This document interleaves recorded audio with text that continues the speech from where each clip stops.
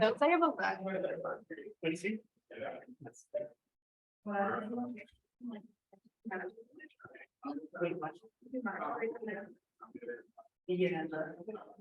I just need this.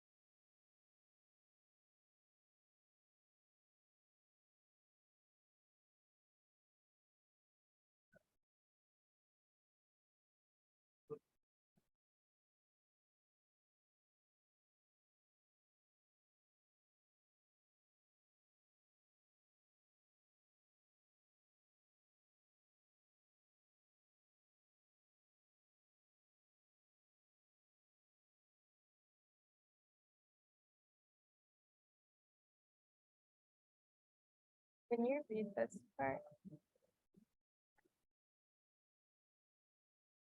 Can you do me a favor? Will you say read that? Yeah, we really sit back and eat that. I know that's a lot of time.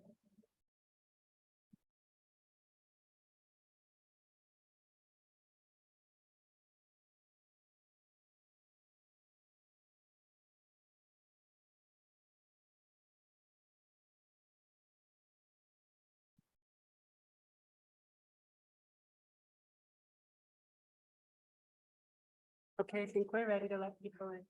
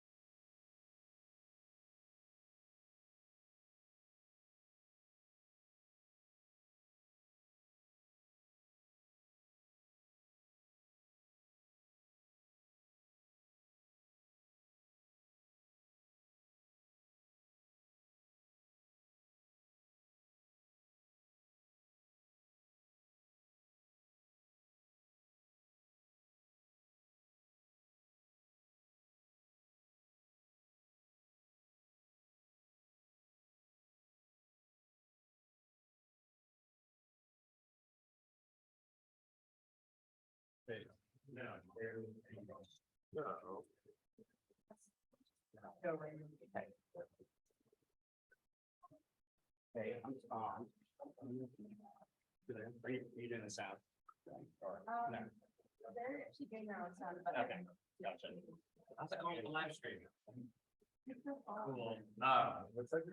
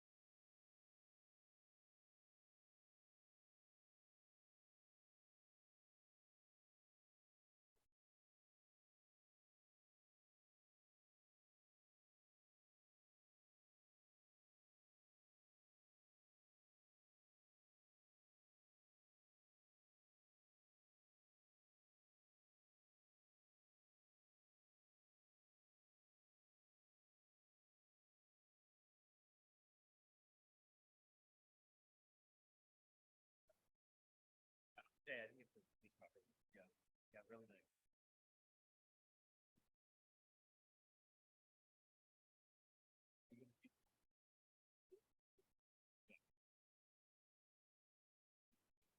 Yeah. The one plus press radio might do audio. Kind of like Roger. Yeah, they were gonna test it. They said they're gonna do me. Yeah.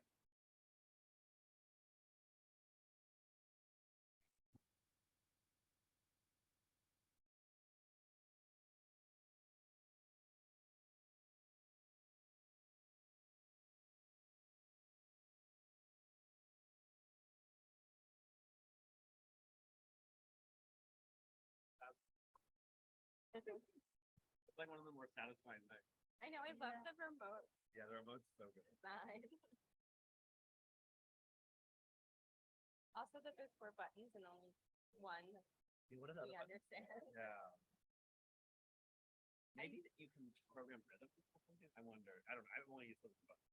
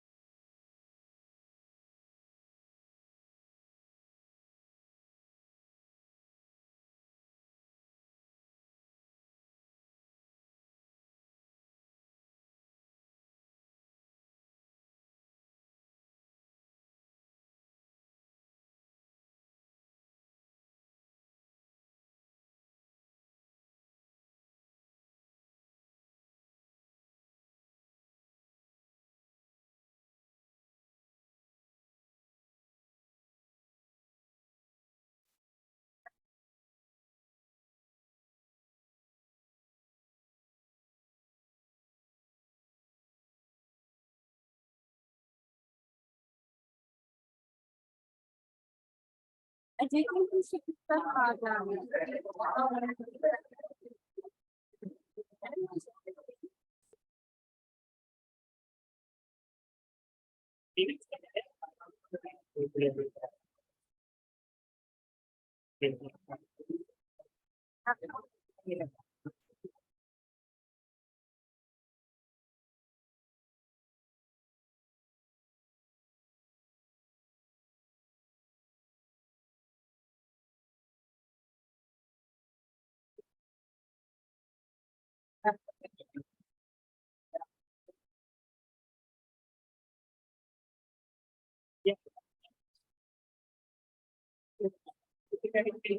Yeah.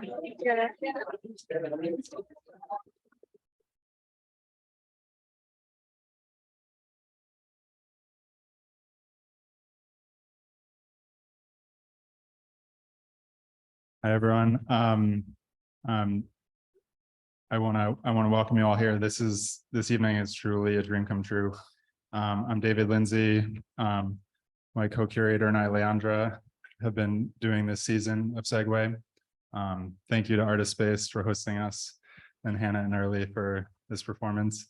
Yeah, as I said, this is a dream come true the dream has now walked out of our minds and into the world. I was first introduced to Hannah's writing in the very early days of lockdown in 2020, what feels like an age ago. And Hannah did this reading on Instagram Live, which feels funny now, but it left me speechless. She had read passages from her book, Trans Girl Suicide Museum, alongside some readings from her work in psychology grad school. At some point, she mused about how weird it was to be reading into a phone instead of sharing space together. Wouldn't it be a dream to lay in a puddle together after a rave in a euphoria, looking up through lights and fog, listening to these words? And so I was like, yeah, that sounds like a great idea. Let's do that. And so, yeah, we've been trying to do it ever since, and here we are. I was thinking about how I want to introduce Hannah and Early, and I wasn't really sure. Hannah's writing makes me feel profound, terrifying, deep, beautiful, courageous things. And I think this performance will bring the same. Early, for their part, is a traveling artist and activist based in the United States.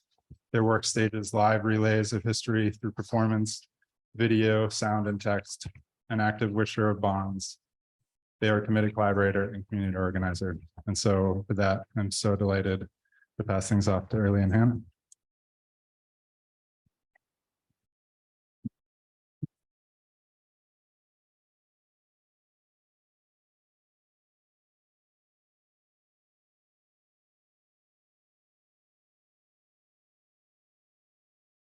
I like it best here when I can feel expectation.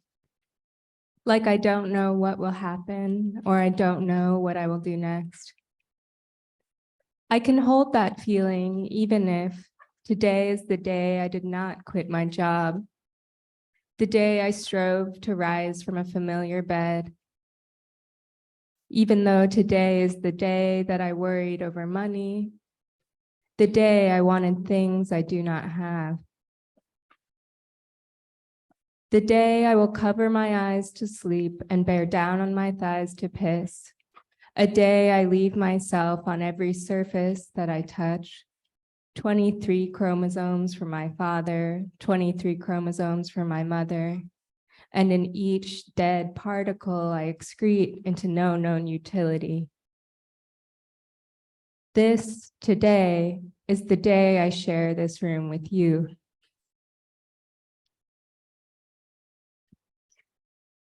Well, welcome everyone. Thank you for coming.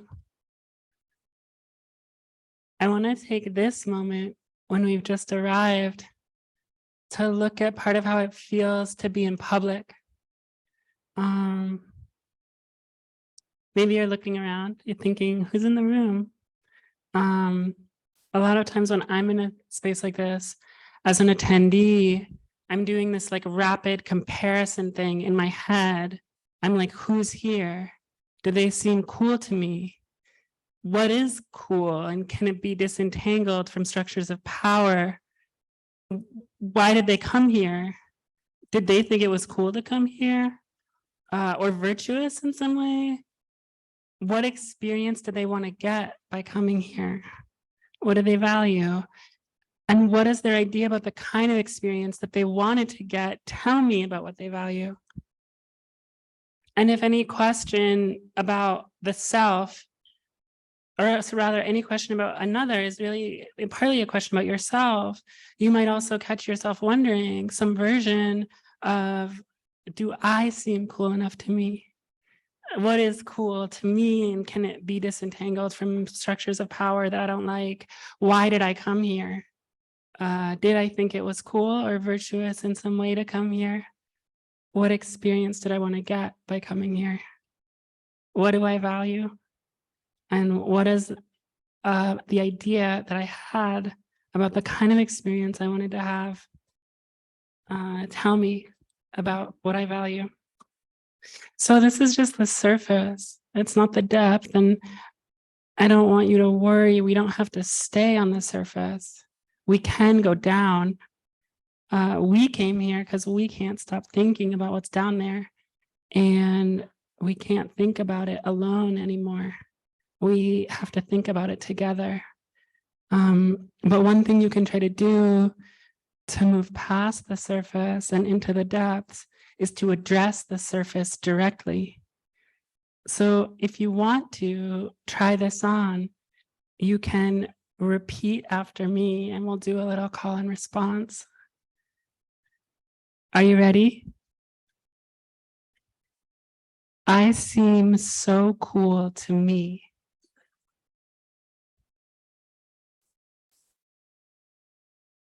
And to everyone else here. And though coolness can't be disentangled from structures of power, entanglement is not the same as contamination. Touching is not sameness. I came here for good reasons.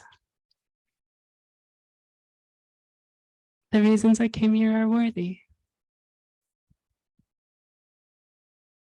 The experience I wanted to get by coming here was partly of sharing, of communing with others, of being transformed by being together. And now we are together in this moment. And I value that just because it's like that and not any other way. Wow. Thank you. That was so beautiful. And really, really thank you for coming. Part of why we had to do that, got to, is because wherever we're starting, that's what we have to work with. Wherever you are in your heart today, wherever your mind is tending towards, that's what you have to work with right now. So you might notice worries come to mind while you're in the room, and that's okay. Worries can be like blinking lights, just telling you some information. They don't have to be so bad. If you're worried about what's happening later tonight, or worried about one of your close relationships, or worried about money, that's allowed. It's not bad or wrong. It's part of what you have to work with right now.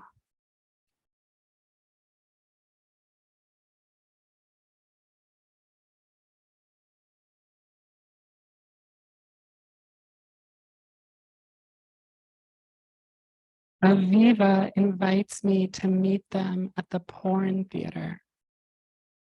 In the night's mist, the old-fashioned sign of colored bulbs radiates to fill the dark. The front doors are mirrored. We see ourselves standing on the bird shit matted carpet outside, Looking down and then up, there is a family of pigeons roosting in 2 cardboard boxes lovingly anchored on the underside of the marquee. The pigeons stand to inspect us from their sanctioned perch. They look down at us, heads cocked to one side, as if surprised. Why did you come here? Approaching the two-way mirrors of the doors entails touching our own reflections, in full knowledge that as we look at ourselves, someone we can't see is observing us from within. Passing this threshold, the smell, unmistakably interior, an aggregate of unmoving air and stacked experience, thigh crease, ass cheeks, sweat, a pheromonal spill, piss, adrenaline, carpet, and cum. It is the smell of damp, non-porous surfaces that never get dry, dust warmed on hot light bulbs in windowless rooms. The friend at the start of the line talks to the box office attendant and says, "You know, it is gay." My friend says, "So are we, just in a different way." The attendant's eyes trail our small line, the mullets and asymmetrical haircuts. He shrugs and takes our money. We pass one by one through a turnstile. A ka-chunk sound follows each time. We enter a room of people sitting in chairs against the wall across from 3 large monitors, simultaneously playing a recorded for TV version of a Rihanna concert. It is long past Christmas, yet still here there are decorated trees and panels wrapped like gifts hung up on the walls. The bows are large, approximately the same size as the faces of the men, and hung at approximately the same height, so that they constitute an alternating rhythm. Averted eyes, holographic glitter, pursed lips, burst of green, freshly arranged hair, and confetti crown. The next room is a mammoth vaudeville-era movie theater. The screen is slack. Its wrinkled curves fold across one another. The projection is crooked and small. At the center, the movie Bros plays to a seemingly empty room. A man in a horse jockey uniform, complete with helmet, boots, and a crop, turns the corner, and as he melts into the darkness up the stairs, my vision relaxes to take in the balcony, its bottom edge held in the light of the first room with unbroken blackness above. The map expands. Suddenly, I can hear the creaking of seats in their hinges, the small wet sounds of spit-greased oscillations, the slip of a hard-soled shoe against the ground. These sounds are so quiet. There's no loud breathing, no groan or sigh, just the smallest unavoidable tellings of motion. Accepting the invitation to a birthday party, I had tacitly imagined I was going somewhere more open, but the vacancy of the theater in front of us physicalizes the rules. We have arrived someplace necessarily private, protected. We are in, but not on the down low. Out in the city, I fantasize about strangers all day, uninventoried, automatic, and largely unconscious scripting based on scraps, narrativizing a facial expression, the material qualities of their clothes, the length of a horn blast, the tone of a voice. Quickly, I return the script I had placed on the men in the front room, their bow-like faces, but now I remember their eyes cast low, and lower my own. An older man comes to greet us. He says, "You're curious. That's okay. Come have a look." Leads us through a door. The deterioration of the building is ambient and so advanced, it feels like a live process unfolding around us. The next room is subdivided into smaller booths with TVs. One plays a low-budget martial arts movie from the 70s, whose fight scenes feature few direct hits. Instead, the special effects visualization of chi force erupting from the protagonist's hands to send ripples through the air. The movie cannot compete with the half-raised lights, the promise of 2 parallel cushioned seats, empty in every room, and the windows cut into every wall to facilitate participation by watching.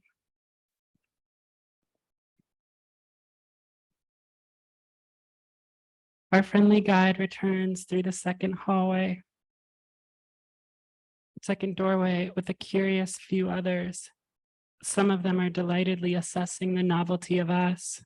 They smile, others do not. There is a small vigilance in some of their expressions that has me looking away and back through the glassless window on architectural encanting to a different voyeurism than the one I inhabit now. I, as many others, participate in a romantic nostalgia for the sexual abundance of pre-AIDS New York. A fantasized identification, even, on the part of us who were not there, with the experiences of strangers, largely cis gay men, pieced together from memoirs, poetry, and art. There are scholars of historically segmented cultures of cruising, a whole field of study and niche cultural production with many lesbian of center people at its helm. Even at clandestine queer sex parties where cis men have to pay extra or be approved on a list, the patterning of these memories of strangers still lingers, shaping the idea of what queer desire is or could be, an abundance, an ease, a relationship to chance, a fantasy copied from an original and multiply displaced by time, identity, and catastrophe. Maybe it isn't so strange to try and hold on to a scrap of someone else's desire, their practice of doing to try and map out your own. Our guide waves us onward. In the distance, there was music, a rhythm pressing through the damp halls. We learned later that it played from the farthest room, the one most interior to the building's wrapped matrix of turned corners, progressively narrower passages. Bottlenecks well suited to waylaying unwanted officials. I'm not going to say what we saw there. More people talk to us. More people do not. Most seem not to care that we are there. It was still early in the night, and to exit, we had to go back through every intervening room. Passing a straight couple as they walked in, one of our party said, "Well, at least we are queer," as someone replies, "I'm not sure that they knew that." When studying natural systems, researchers have repeatedly found that physical phenomena organize themselves seemingly without program or control. Esther Thalen and Linda Smith used the rhythm of a horse's hooves to provide a simple example of this idea of a self-sustaining system. At a walking speed, the movement and rhythm of a horse's feet touching the earth form a particular pattern. As the speed increases, the rhythm shifts from a walk to a trot, and the hooves touch the ground in a differently composed order. Higher speeds, the movement of the legs self-organizes once again into a different pattern, a canter so-called, and then a gallop. Notably, this is not because some genetic or neural code or programmed, quote, instinct, unquote, in the horse. It is the spontaneous assembly of the mechanics of the body's possible range of motion in the most efficient system, given how quickly the horse is moving. The quality of complex systems whereby they consistently locate and maintain varied states is called self-organization. One pattern among college students I work with is the prevalent belief that they suffer from some version of an attention disorder. People blame it on the internet, on teenagers, watching videos of teenagers diagnosing themselves, copying each other's accounts of themselves. Some people say it's mobile devices themselves, the way they fuck our attention, fuck up our attention. Are you thinking about your phone right now? Can you feel your phone pressed up against your body right now? If the shared world is a self-organizing system, then anything we notice happening inside us is partly in relation to what's happening elsewhere.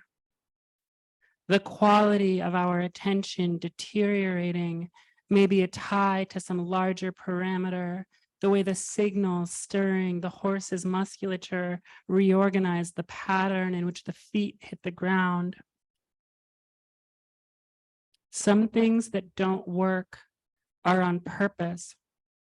The attention sapping power of the phone is there by design, and also, like all addictions, it is misguided to blur behavior with real raw desire. Any addiction exists within a network of other absences and needs, a sense of connection, the feeling of action, and access to voice. These pieces, these wantings are tugged by the draw of the so-called device, even as it meets each one poorly. Right now, the way things are, I assume that you wake up with thoughts ricocheting around in your head, and then you react to the thoughts. Is that true? See if you remember when you woke up this morning, when consciousness condensed into your mind. Was it deliberate? Was it random thoughts? And then how did you react? Did you react to your thoughts with kindness? For me, in this more undisciplined moment in my life, I just awake to random thoughts, often conditioned by my desire, ideas of myself, things I want to escape from. I turn my phone off before I sleep so I don't have it first thing. A small act of external discipline, a prayer to modulate the rapid interior rhythm. I wake to my thoughts and randomly react to them. And because that's what I do, it's what I imagine you do too. One question is, what would you put your attention on if you could fully choose fantasy of complete control? Would you wish you could better remember your tasks? To have your attention hew closer to the shape of what's expected of you in the world of productive and social labor? Do you wish you thought more about your so-called family, young people or old people? Do you wish you oriented your mind towards oppression, more towards sites of violence? What about liberation, sites where there's a glint of possibility? Do you wish you thought more about your outfit? If you discipline your attention, you can use it for different things. Imagining the horse's feet slamming the ground, organizing into different patterns as the speed increases. All of our attention, each and every one of us coordinated, moving together like musculature, like a bustling apartment building and a locomotive and a wasp and a blooming peony. Imagining our respective, invisibly interlocking attentions, shifting what they attend to as other parameters in our lives change. Can you remember when your mind changed based on what was happening around you? Can you remember when your consciousness, as part of a network with millions and billions of others, reorganized around something else?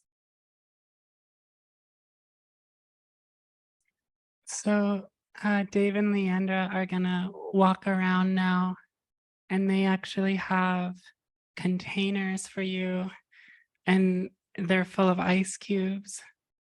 And if you'd like, if you want to, you can put an ice cube into your mouth. And if you don't want to, you don't have to either.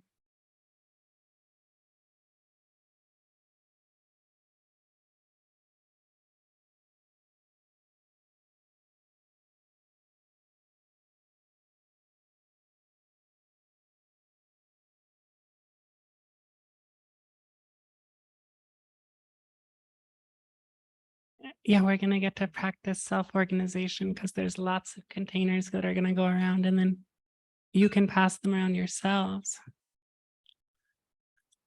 Once the cube is in your mouth, notice what it does to your attention. Notice maybe how it calls you to sense something precise. You can feel it maybe if you press it into the roof of your mouth, absorbing the heat from your brain. You can feel the tensile strands of the muscle in your tongue tightening around the cool. If you would like to, you can let your attention be with this sensation for a second. You actually don't have to do anything else. Just be with the cube. And in the room with everyone else, with their cube. The way the speed affects how the horse's hooves self-organize into a pattern. You can let the cube in your mouth and the cubes in our mouths coalesce our minds into a shared shape. An awareness of something very cool. It can take your whole attention if you want. Whatever your attention was on before, you can just go to sensation, the soft and hard parts of your mouth pressing up against the hardness of the ice as it turns soft. And if you want to think about something else, you can think about the inside of someone else's mouth. Someone else feeling this coolness. And until the ice melts, we can feel cool together.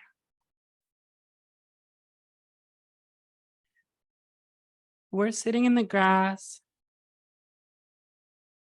It's the park. It's after the Queer Liberation March. We're guzzling water and sharing snacks. It's the 51st anniversary of Stonewall, and an estimated 50,000 people came. There is a gentle, cruisy vibe marked by heat, exhaustion, and the still strangeness of checking people out in masks. Lexi and I are catching up when the noise starts to build on the side of the park. As soon as they hear, Lexi is up on their feet, running towards it. I am slow but follow behind, impressed by the instantaneity of their draw to the conflict. At the edge, a sudden mass of people. Many are screaming as they surround a police van. The crowd is gorgeous and actually sparkling. So much glitter and sweat. They work to prize the few who've been arrested out from the dark interior of the van, while unseen officers try to keep them inside. There's this burst of joyful cheering as they're finally pulled out and the police unsheath their batons. Someone yells, "There's more coming." And we follow that voice to the northwest corner of the park and see a phalanx of riot cops strapped in to their armor to meet our nearly naked assembly. The common shapes of their uniforms are perfect. The pattern repeating of the same lines and colors draws the eye from one to the next, so it becomes hard to discern the individual features of the officers' faces. But surely they too are sweating as they announce they are going to take the street. There were only 6 people on this side. Everyone is still concentrated around the shouts in the van. Lido is the only person I know here, and we lock eyes as we leap for the curb. I land unsteady, my weight falling onto the fence as we watch them charge at the air down the open, empty street. Maybe it was too hard to stop once they'd started. I try to trace how we got here. Looking back to my friend, their head shaking from side to side in exasperation, I think we're here because we're gay. It's a simple affinity, today reuptaked into the creaking structures that tower above individual experience. How does it arrive? This knowledge about oneself. It comes as we come. It shows up. A reverberation like a struck bell. Discovering it in yourself can start cleanly, just with wanting, but it quickly gets conditioned, pressed, and punctured by power as you learn where you can and cannot go, what you can and cannot do, who wants you and who wants you gone. A shape is made for you to fit into, not just a shape for your desire, but for your whole being, who you feel you could know, the range of motion in your body and how you hold your own weight. I turn to look back at the cops now reassessing at the other end of this street. Is it accurate to say we are all here, us and them both, because we decided to be?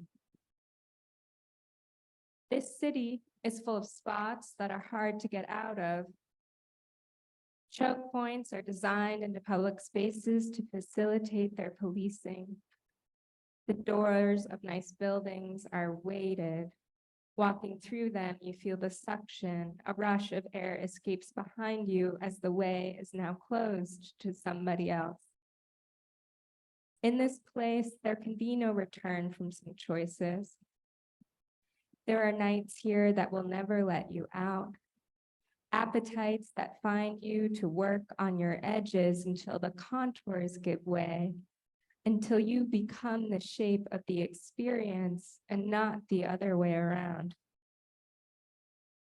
In some moments, you will see something that conjures such horror you might even ignore it. Extremes of harm and deprivation. Violations of dignity that pull something up in you that you hadn't known before.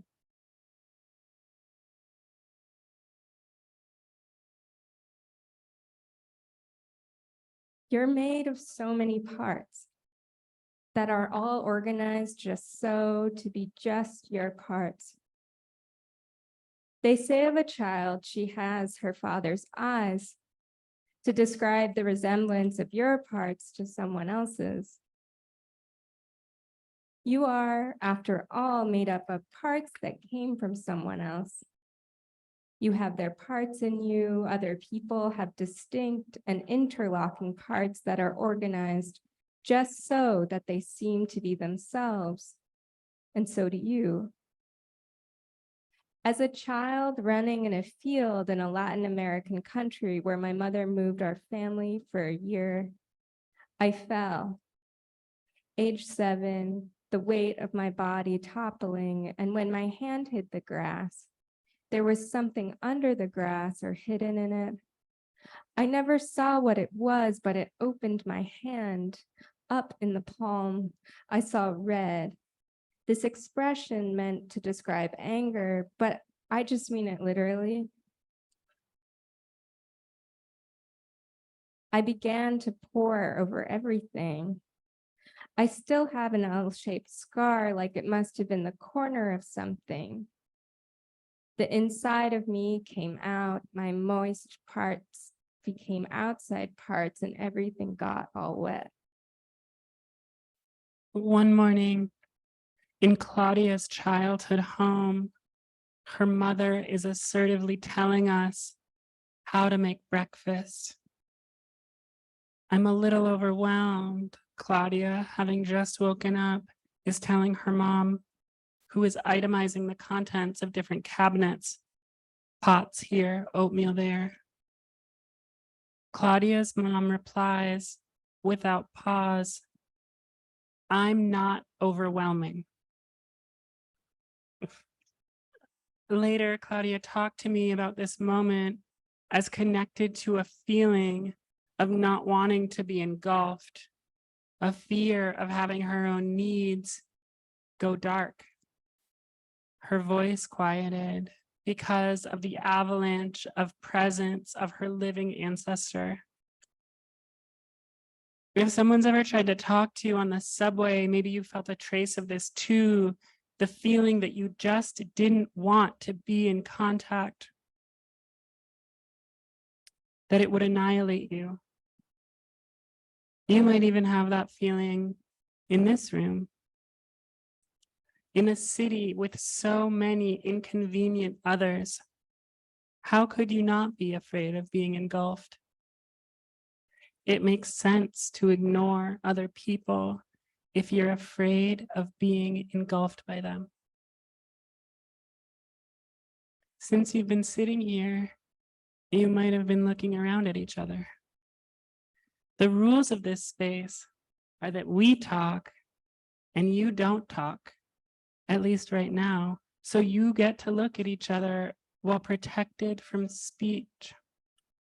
The spinning entropic black hole of conversation off limits. Silence can be very pleasurable. If you want, take a second and really look at each other. Stop looking at us.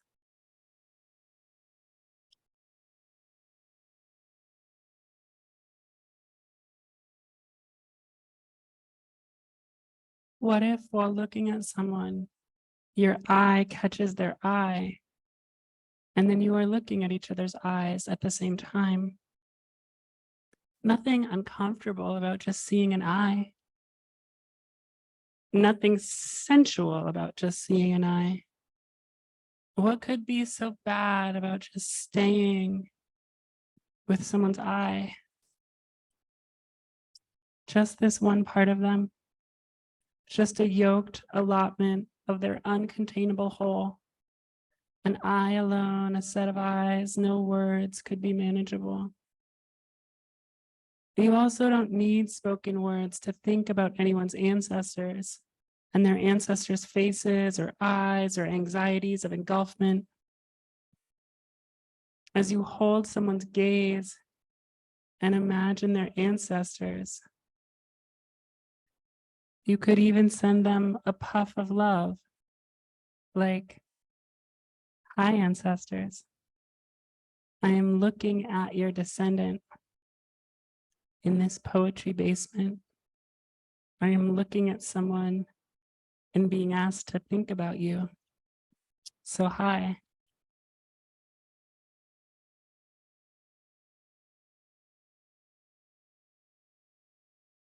I have looked into the faces of strangers and turned away from what I saw there. When you live in the city, you see people as they weep in the street. You're proximate to laughing fits, cataclysms, first glances, and screams. My friend said she watched a stranger give birth in the backseat of a car. I watched my girlfriend's girlfriend kissing her girlfriend in a crowded room. When someone empties their stomach onto the floor, I move with all the other riders in the subway to avoid its stream. Imagine a form inside your form, a double U that persists in quiet, felt tension with the one outside. Encased in an extra amniotic slime, maybe you feel it in tension against you when something is happening that cleaves your desire, putting pressure on your multiplicities. Maybe we gather to recruit it and hope to produce acts for which there can be no preparation. In moments of destabilization or change, when the organized parts change rhythm, like when strangers meet and decide what to do with each other, like when a whole group of people decide to stop someone from being arrested, or even when we all chose to come here tonight, this W, it blooms closer to the surface.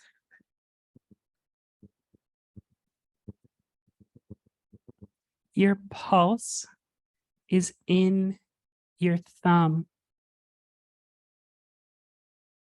If someone is unconscious and you try to take their pulse with your thumb, you can get confused and feel your own pulse, while theirs might have been extinguished.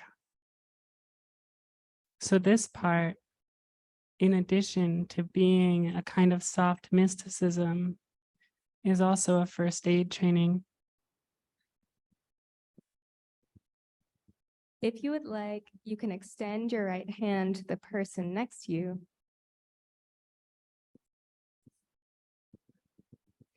If you don't want to touch anyone's hand, you can leave your hands on your lap or shake your head. But if you do want to try, see if you can feel the other person's pulse in their thumb. With your left hand, remember, don't use your own thumb or you might be feeling yourself, not them. Press the pad of your index finger into the thumb and see if you can feel their pulse. You can also do it with your own hand, pressing your own index finger into your own thumb if you'd like. It's a very soft vibration, strange that it's the indicator for a gulf so wide as the distance between life and death. The word beating, what a heart does, enabling us to continue to collide with the contours of our difficult world. If you're pressing someone's pulse,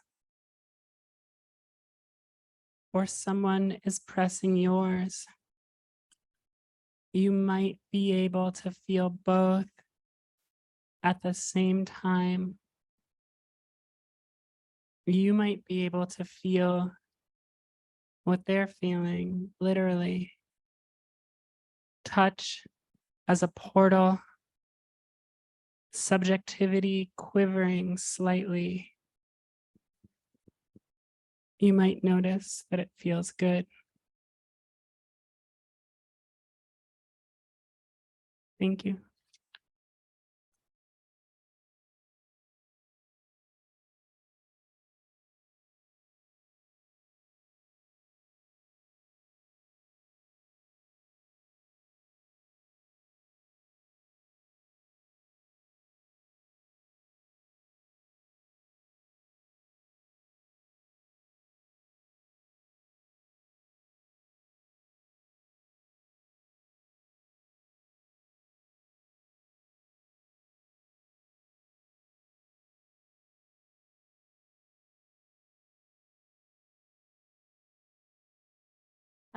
So in that spirit, we're going to raise the lights. And Hannah was like, you don't know, maybe 2 people will go home and their lives will be changed after meeting here. So In the spirit of reciprocity, maybe.